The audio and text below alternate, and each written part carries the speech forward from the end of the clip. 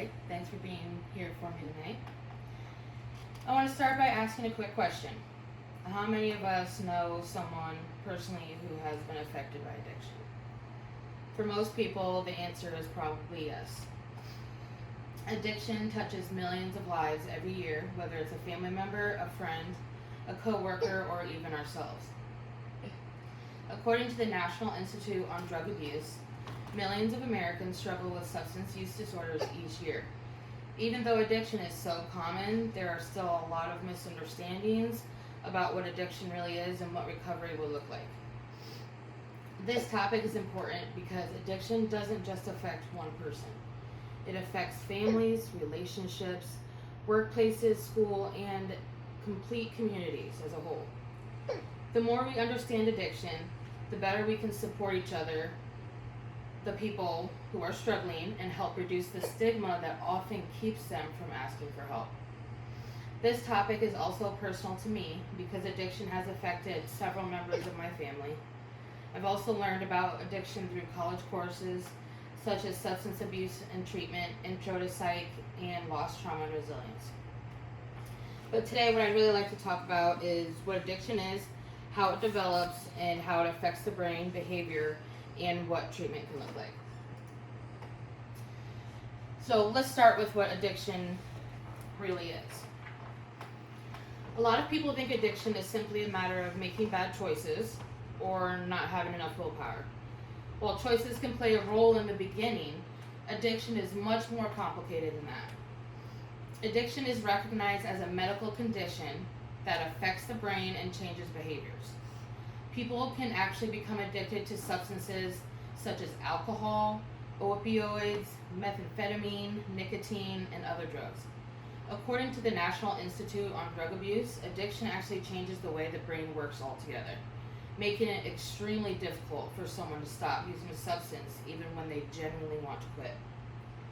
There isn't one single cause of addiction. Usually several factors work together, such as genetics, that can increase a person's risk.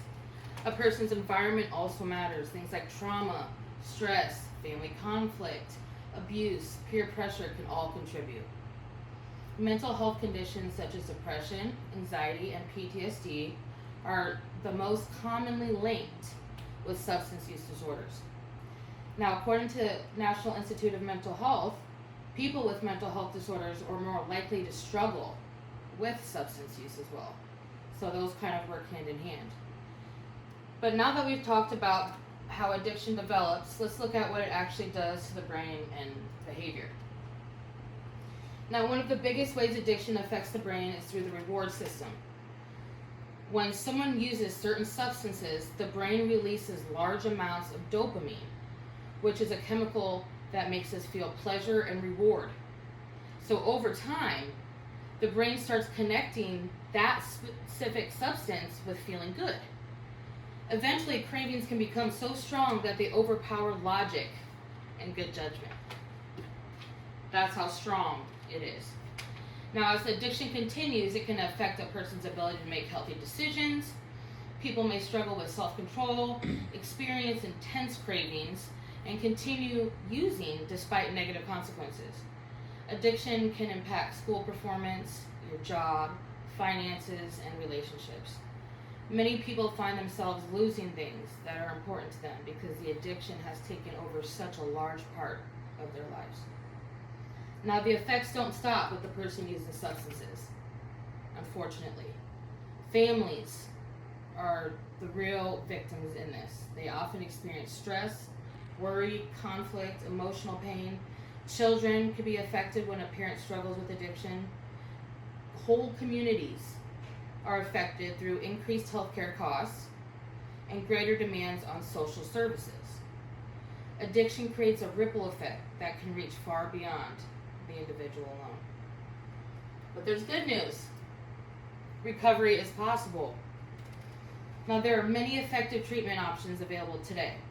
These include counseling, therapy, inpatient treatment programs, outpatient programs, and medication-assisted treatment for certain substance use disorders. Now, according to the Substance Abuse and Mental Health Service Administration, treatment is most effective when it addresses the whole person rather than just the addiction itself, because those factors, they all factor together. Now, support from other people is incredibly important during recovery. Family members can provide encouragement and accountability. Peer support groups allow people to connect with others who understand what they're going through. Recovery communities help people build healthy relationships and stay focused on their goals. Now, one thing that's important to understand is that recovery isn't always a straight line.